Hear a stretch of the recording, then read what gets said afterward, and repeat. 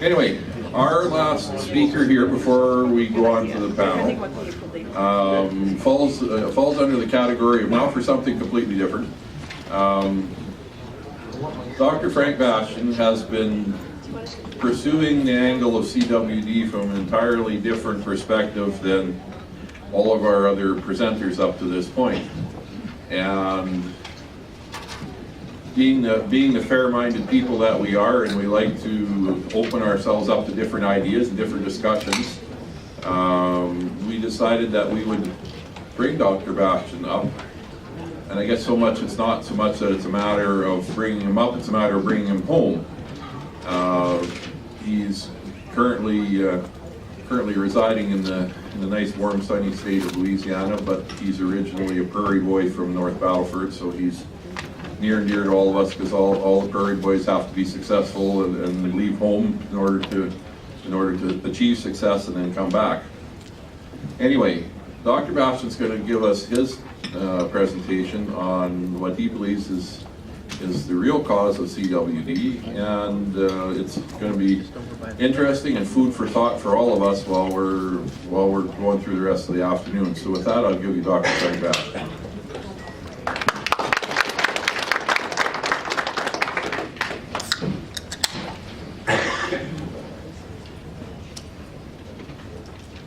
Well, I must say that New Orleans is a lot warmer, and I did a rotating internship at Charity Hospital in New Orleans, and met my wife there, and that decided to settle way south of the cold weather. Now, I'm a neuropathologist, and I trained at Duke, and have been interested in this disease ever since then. In fact, when I was at Baylor College of Medicine, we had a brain biopsy on a patient of Spiroplasm disease, and as an electron microscopist, I looked at the tissues and saw the bacteria. This is a monograph I wrote in 1991. It's still up to date.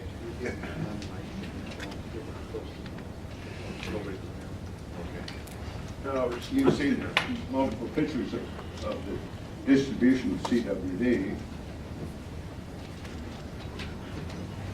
And we know a great deal about the agent. It's filterable, spiral-like in size. It's probably, right now, probably the best size is estimated is about 40 nanometers. To give you an idea, herpes virus is 120 nanometers. Wart virus is 50 nanometers. So you can see how small the agent is. It's associated with the prion deposits, long incubation, minimal immune pathology, and the big thing is resistant to extremes in environment such as heat, radiation, and fixatives such as formalin or glutaraldehyde. But it's susceptible to tetracycline. Actually, you can actually prevent the onset or slow down the onset of experimental scraping with administration of tetracycline.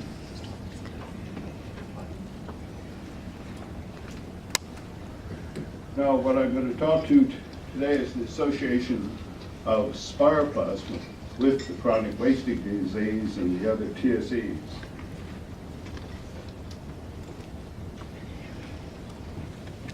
In 1976, I examined this brain biopsy, and it's a classic case of Price-Folliot disease with the typical spongiform pattern. And here, the red arrow shows the structure found in the tissues. And you can see the resemblance to Spiroplasm in broth culture.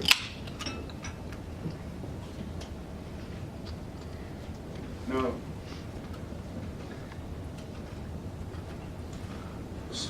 Spiroplasm had just been discovered in the mid-70s, and this organism was a rabbit tick isolate, and was found almost accidentally in a search for togavirus infection. And when they inoculated mice, that produced a spongiform change in the brain tissues. And it was considered somewhat possibly as a slow virus infection. But someone looked at this material with a dark field microscopy and showed these little spiral structures, motile material in the dark field.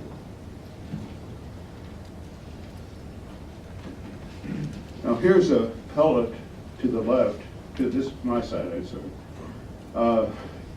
of spiroplasm in a broth culture. And you can see the variability of this organism. Web-like forms, coploid forms, filaments, spirals, so forth. So you can imagine how difficult it was to identify anything like this in electron microscopy of TSE tissues. The tight spiral to the other side is an infection experimentally in suckling rats, and the tight spiral in tissues is very unusual.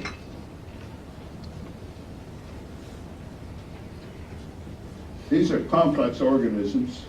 The one on my side here shows budding forms off these filaments budding off a central core, and actually in culture, if the culture is stressed, all those filaments disappear, and all you have is the central core. Now to the other side, you see the culture of spiroplasm. Both are by negative stain and electron microscopy.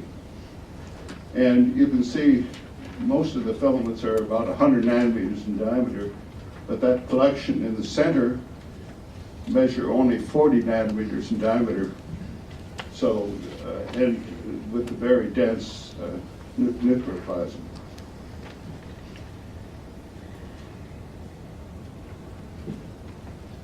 Now, as far as diagnostic tools in postmortem tissues, you obviously have the prion protein. But the scrapie-associated fibroproteins are consistently there. The prion may be absent in 10% or so of cases, but these fibroproteins on the here measure about 200 nanometers in diameter, and they're twisted little fibrils only measured 4 nanometers. Very, very specific. They're found in all forms of TSE and absolutely diagnostic. This is a protease-treated preparation examined by negative stain electron microscopy. Now, if you take a spiroplasma and treat with the same proteases, you see the identical fibroproteins within the organism. And these are only found in one bacteria, and these are the mechanisms that make the organism go. It looks like a muscular fibrils or something. It just, they move as a kind of a corkscrew type. Now to the right, you see the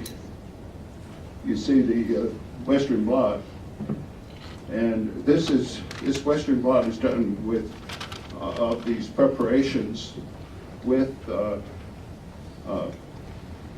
anti-sera specific for scraping that I got from Mertz in New York. And to the right, you have the Creutzfeldt-Jakob disease. That smear is from Creutzfeldt. To the left, is this preparation of Spiroplasm fibrils. So there is a cross, the scrapie-specific antibodies react with these scrapie-associated fibrils as well as the fibrillar fibrils within a spiroplasm.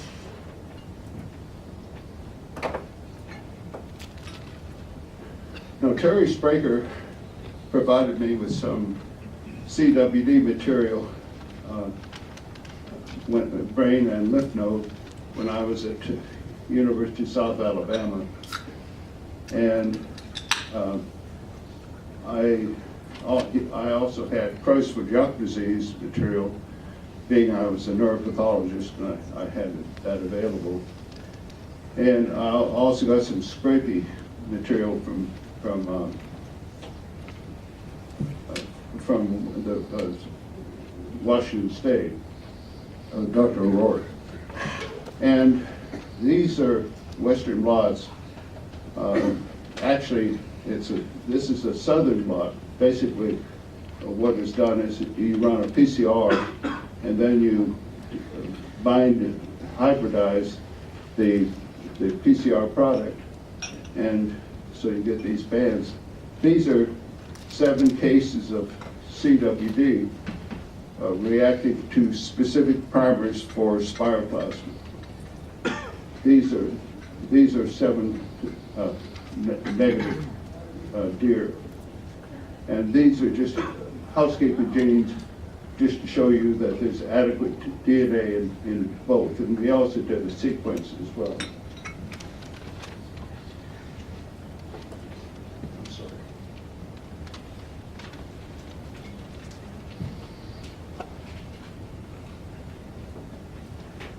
Now, the biggest advance that we've had is we've been able to isolate the spiroplasm from CWD, scrapie, and CJD infected tissues. Before, we were dead in the water in the sense that we could find it by these other methods, but being able to grow it into culture and on auger plates allowed us to be able to characterize it.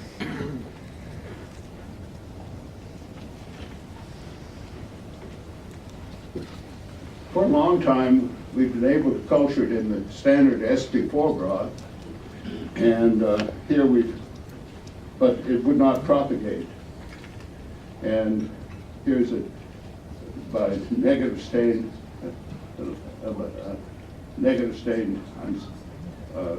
I'm sorry, excuse me, dark field microscopy here from a preparation from the eye of sheep with terminal scrapie. You can see a tight coil, and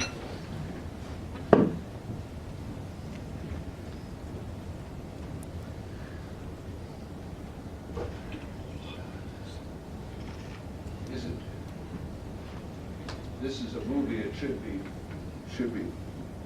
be moving. Is there anybody? Nobody around?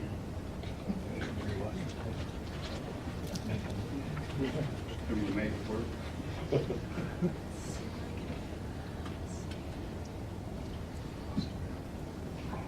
There it goes.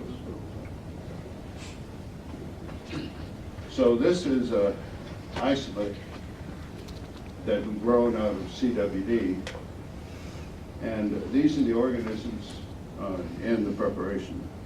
And they'll actually go entirely across the field. And the same is so with we've been able to culture it now from CWD, from scrapie, and from Creutzfeldt-Jakob disease materials.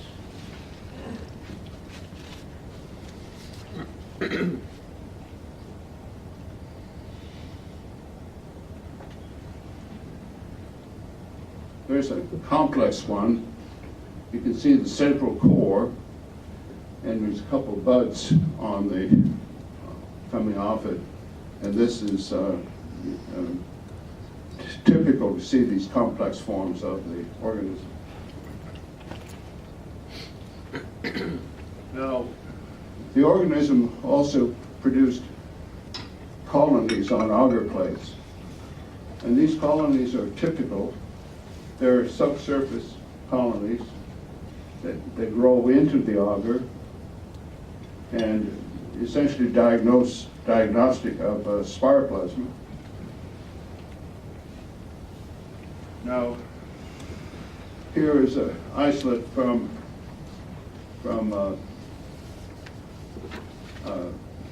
CWD on auger, and we've been able to enhance this with lipid stain over at O-stain, and they'll form these typical colonies.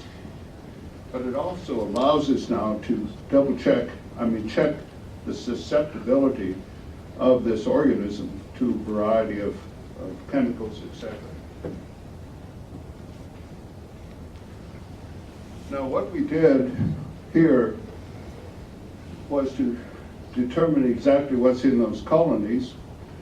We scraped the colonies and put the material onto a glass disc and did scanning electron microscopy. And you can see here the typical coiled spiroplasm. There are some coccoid forms here.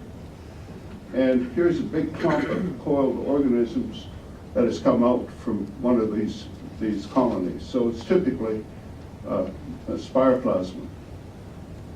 And that's an isolate from CWD.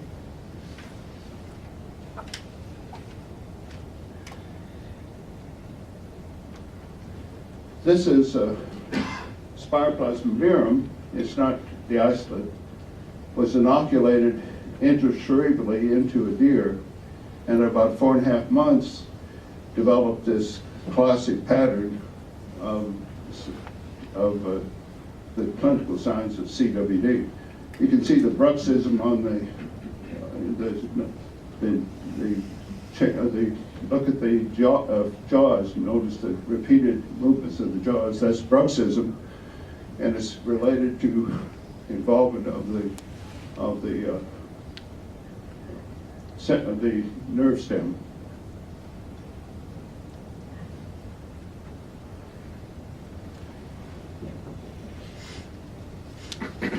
There were 4 other animals in the same pen, and they all came down with it eventually. But this one, 4.5 months.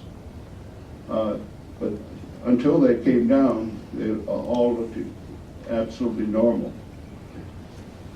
Now, there was spongiform change in the tissues, but in the obex, there was typical vacuolated neurons. We had antibodies to this organism.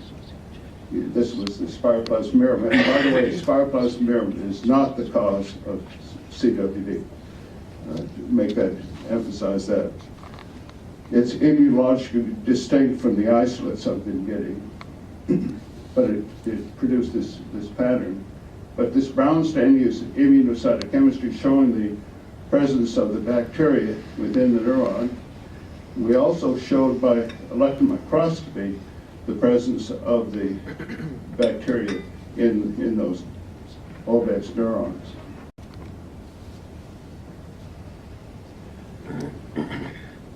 Now, again with Spiroplasm mirum, we showed that there was localization to the eyes. You see a typical retinopathy associated with scraping, with CJD, and I assume with CWD. And in fact, there's been recent interest now that you can look at look for prion in the retina. But here's the vitreous to the right, and here's a whole collection of organisms in the vitreous. The vitreous is behind the cornea, in the posterior aspect of the eye. And it appears that the infection actually localizes to the eye, and that's why I've been suggesting for those that have been interested in testing, that the eye is a wonderful place to test and be easy to get.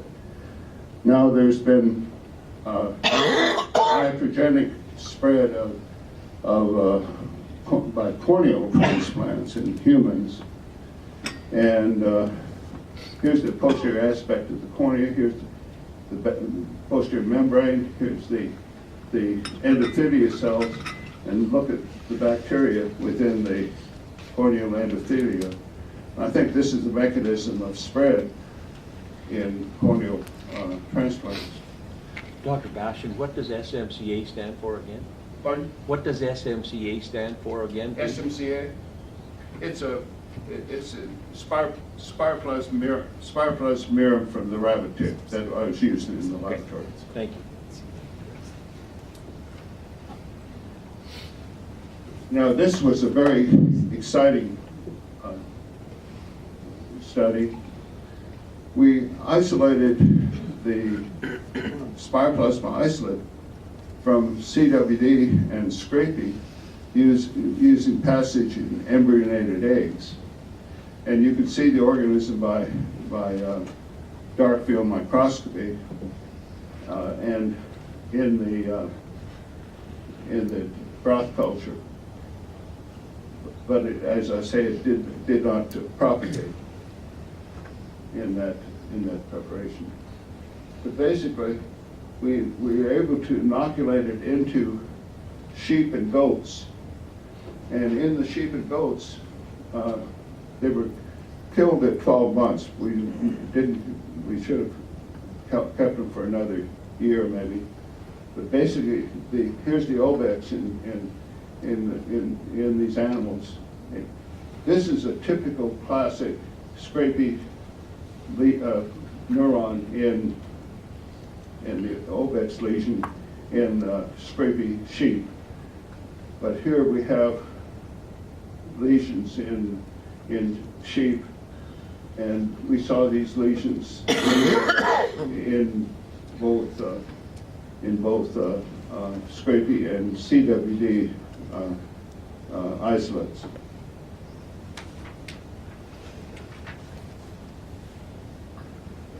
Now, what we did here was to go back to those tissues that were inoculated with the scrapie and CWD isolates, and with our new media, our new Brucella media, and how this Brucella media differs from the other preparations, it has sodium bisulfite in it. The sodium bisulfite lowers the oxygen tension. Brucella, Campylobacter grow in Brucella media. Helicobacter does not. So it's very sensitive to bacterial growth. But in our case, it allowed propagation of this Spiroplasm isolate. And here we have a dark field study from one of the brains inoculated with the CWD isolate. And you can see the spiral form. These are organisms seen by dark field microscopy.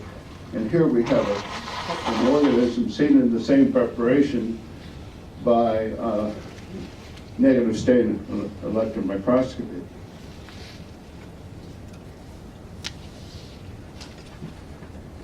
So basically, we've solved this by post postulates. We've shown there's 4 postulates of causality. You show an association, which we've done. I've done that over the years. And then you postulate 2 is you isolate the organism into cell-free media, which we've done. And then 3, you inoculate that cell-free media into another normal animal and produce the disease, which we've done. and then you've re-isolated that organism into cell-free culture from the inoculated animal. So we've completed Koch's postulates.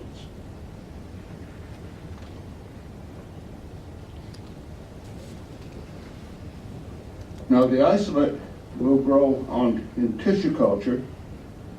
Here it shows some vacuolization in a neuronal cell line. Here in a bovine corneal endothelial cell line, you see some of this change. But antibodies to Spiroplasm, which are lighting up this, do not react with the isolate. So they're distinctly different. And you can see the organism in these tissues by electron microscopy. And on the surface of the cell, you can see the organisms by scanning electron microscopy.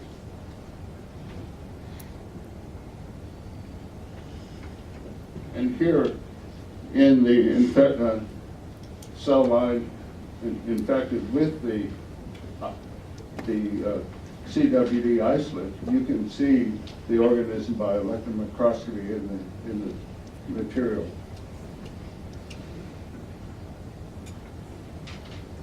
Now, the isolate also produces biofilm, and they like to produce biofilm on especially nickel wire.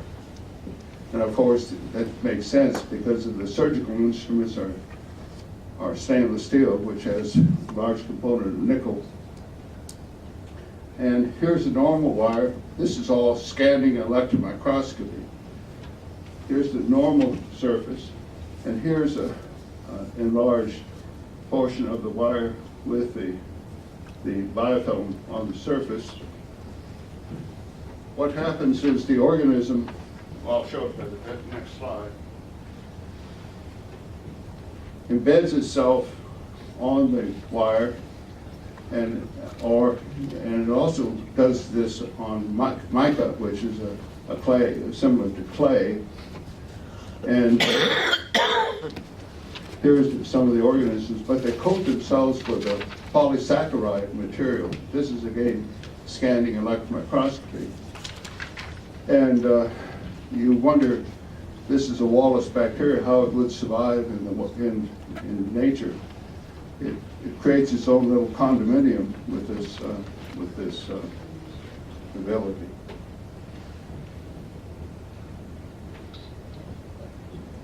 Now there's some work done with stainless steel wires exposed to scraping materials. And what they did was expose it, and then they put it into an animal and caused disease. But this group actually did scanning electron microscopy. And here's a normal wire at the top. Here, and here's a published picture of material. It looks exactly like our plot on the wire related to Spiroplasm. And they say, well, this is prion. I think it looks like plaque to me.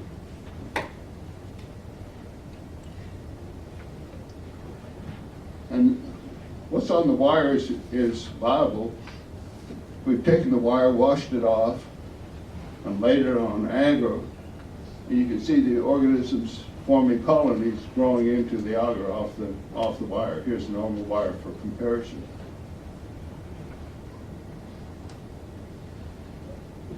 Now in mica, this is an interesting finding. They'll form these big clumps like this, but many are in colloid forms, even though it's a spiroplasm. But look at these connections between them. And there's a little something being sent from one cell to another here. Maybe it's very important for a bacteria when it goes into the soil, for example, it has to communicate to form these microcolonies. And you can imagine that there could be a soil particle between those between those organisms, and these long strands communicating from one to another, and they can actually form up microcolonies in the soil, and they're binding to clay, for example.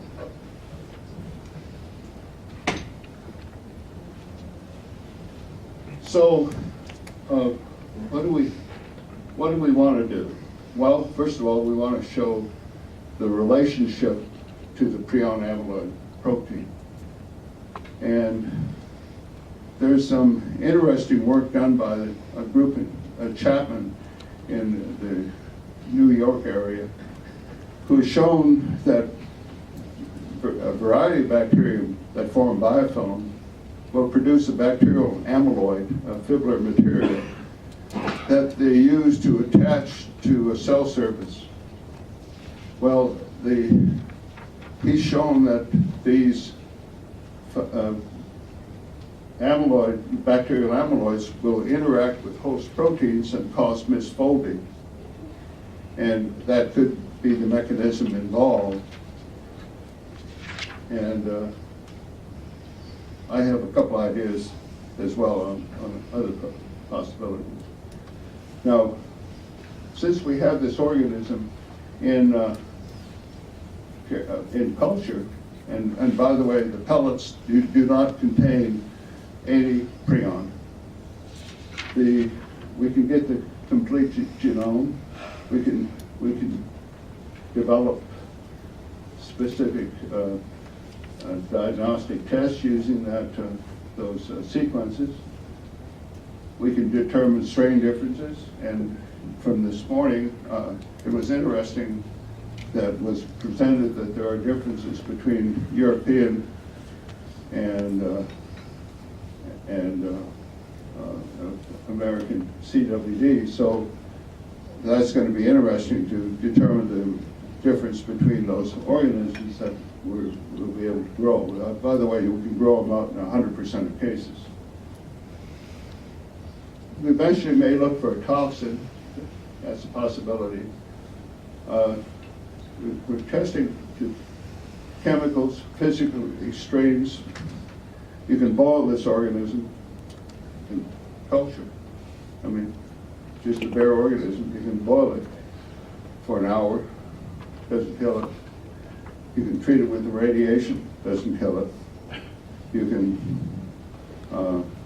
leave it in formalin overnight, 10%, doesn't kill it. And we can kill it with some of the chemicals like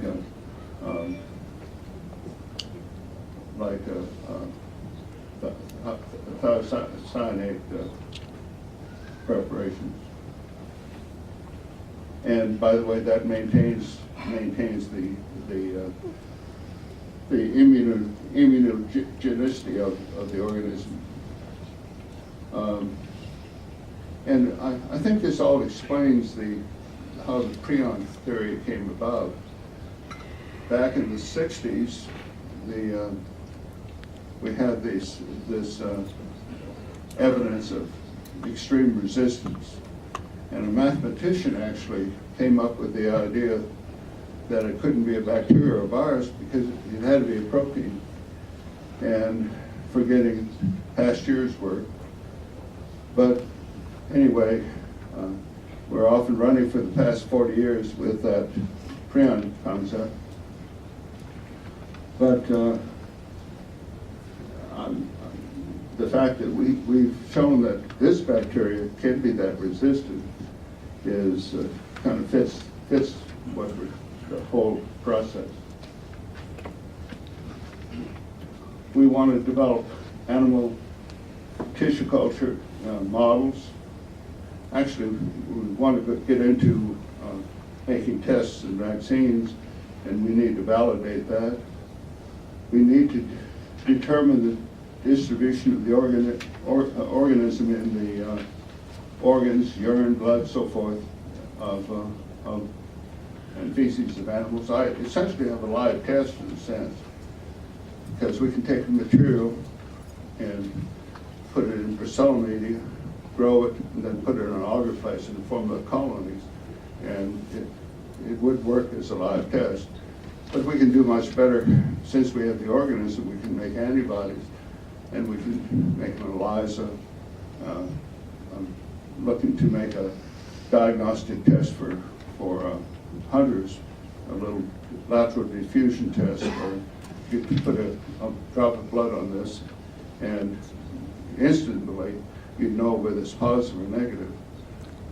And they could either, take it home or leave it.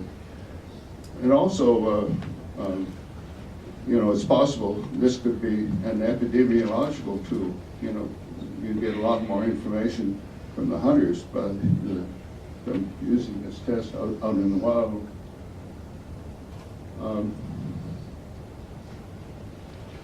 And of course, looking at dirt samples, etc.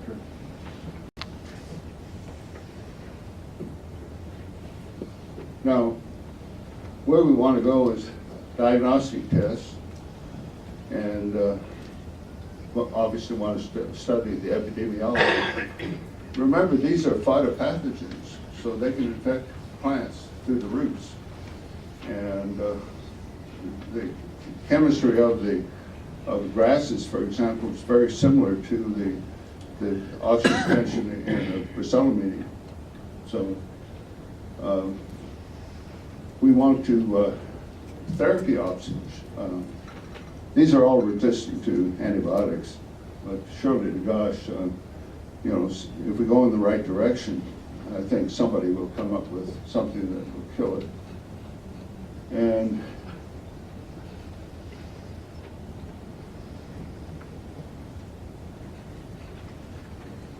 so I believe that prion theory is flawed. I'm hoping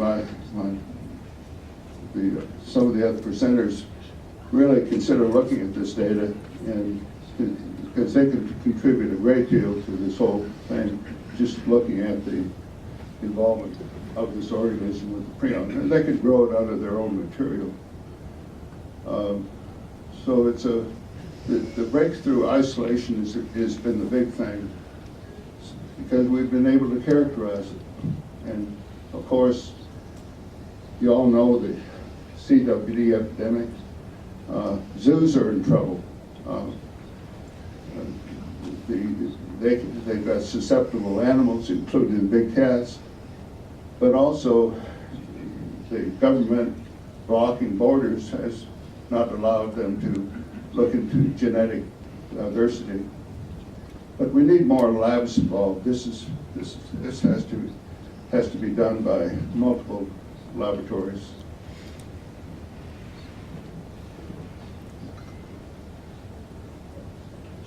And I saw Laura Manuelides has spent her career trying to show that infectivity and prion protein are not one and the same. She's been able to separate them. And this is a note that she wrote on the web recently, and it makes sense. And that's all I know.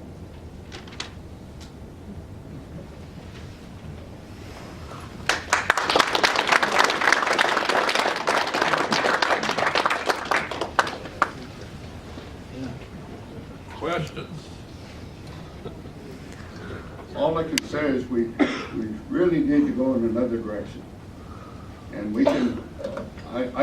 I think we can handle the problem with a foreign organism in the tissues, and if it works, and if we can stop the disease with preventive vaccines, an injectable vaccine or a nasal vaccine is surely reasonable, since we can characterize this organism.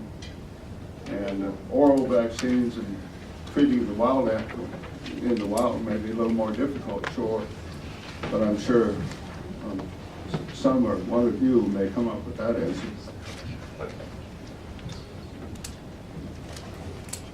So if this thing is a bacteria, couldn't you basically read the genetic code of this bacteria maybe, and then inject something into that changes it and makes that? Well, You see?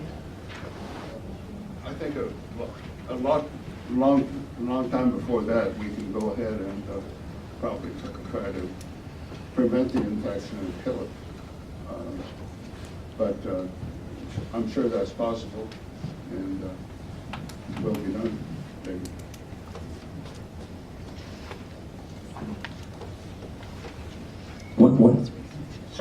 When are we going to be able to put this into an animal, a cervid, and find out it, once the animal's sick, prove that it's CWD, that we're trying to build a live test and everything else for it?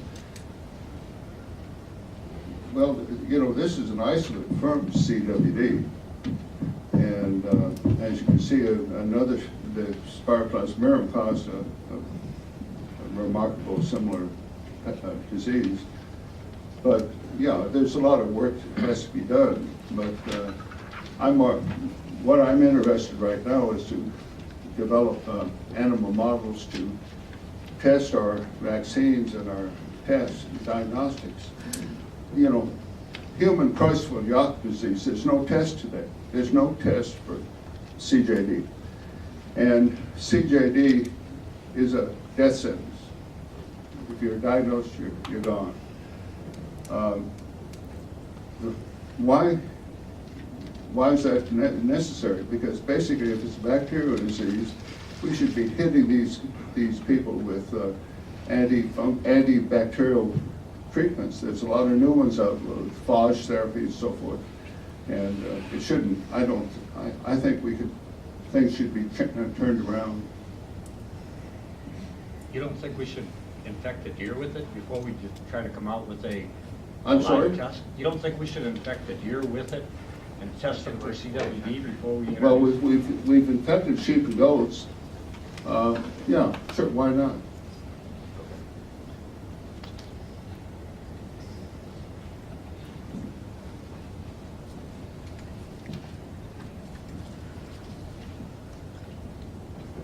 Further questions?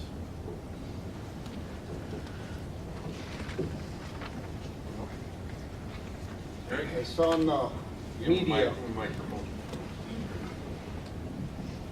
I saw on the media that it said within 18 months a cure. Pardon? I saw on the media where either you or someone else had announced you'd have a cure within 18 months. Can you comment on that Well, time frame? The research has to be done. I don't know if I can put a time frame on it. I know one thing. It shouldn't be limited to work in my lab with a half-time tech and me. So I think if we get multiple labs involved, I'd love to have, you know, others join and go after this. I think we can take care of the problem attacking this organism. And we surely can test it out rapidly whether a preventive vaccine would work. Thank you.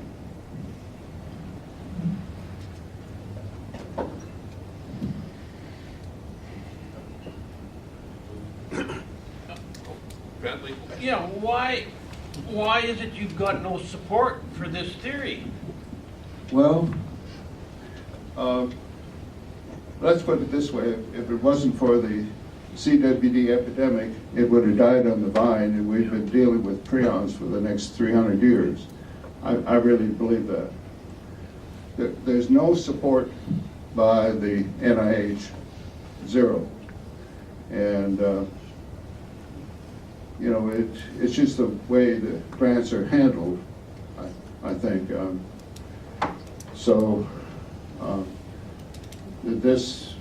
This group in Pennsylvania have really set fire to this, and I think initially, at least, I think there has to be a lot of private support, like from you all, to get it going. Once the NIH or the USDA realize that's the way to go, then we'll get some government funds. You realize that there are many politicians now. There's bills in both houses of Congress trying to solve the CWD problem, and I hope that they realize, you know, this is the way to go.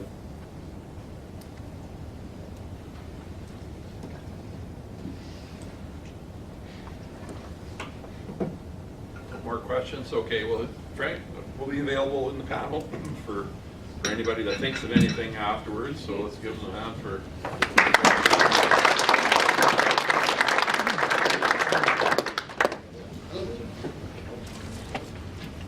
Okay, I understand we have a little change in the program here. Blaine, you want to talk for a couple minutes about Velvet, I understand? Where do I go?